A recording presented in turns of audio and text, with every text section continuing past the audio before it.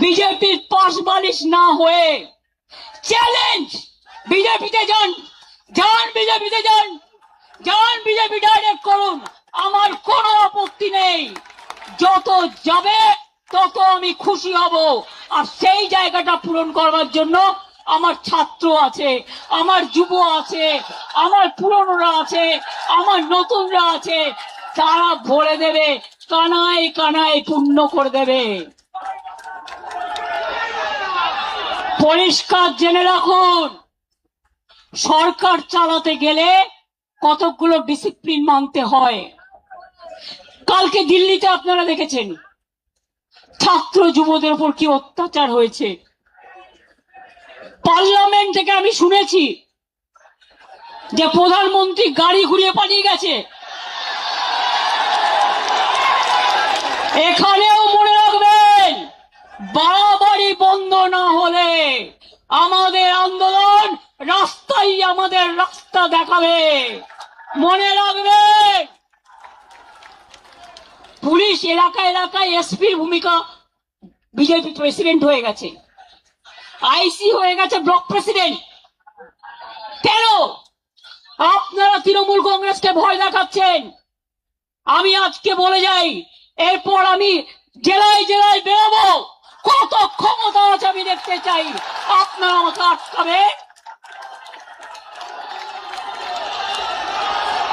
আপনারা তো ইঁদুরের মতো বালিশের খোলে লুকিয়ে থাকেন, কখন বালিশটা কাটবেন।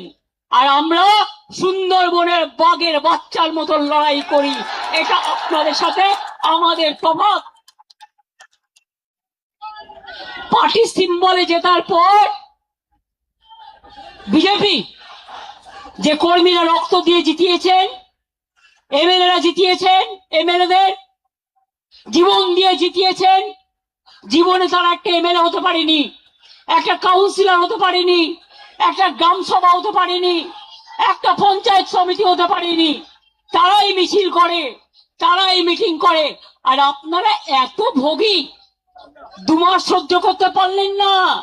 এই যে চোর চোর বলে বেড়াচ্ছে না, আমরা বেঁচে গেছি, চোরগুলো বিজেপিতে চলে গেছে। না, নেব না, একদম নেব না। কালকের অপারেশন কারা করেছে আমি প্রত্যেকটার নাম জানি। আজকেও মাননীয় আদালত, আমরা রাত্রির 12টায় কেস করেছি স্পেশাল হিয়ারিং এর জন্য।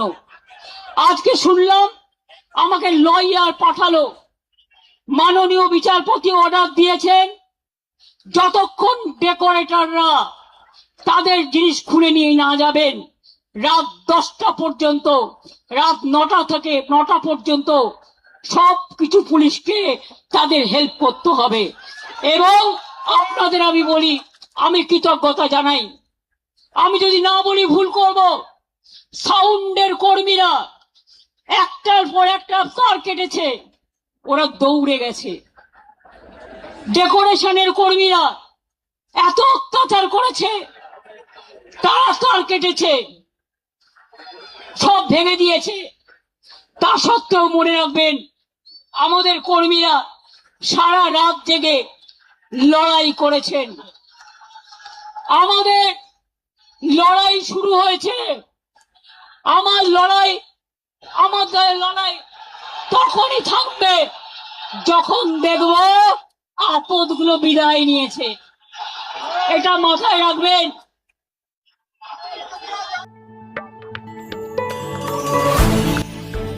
ফলো করুন বিএন এক্সপ্রেস ডিজিটাল।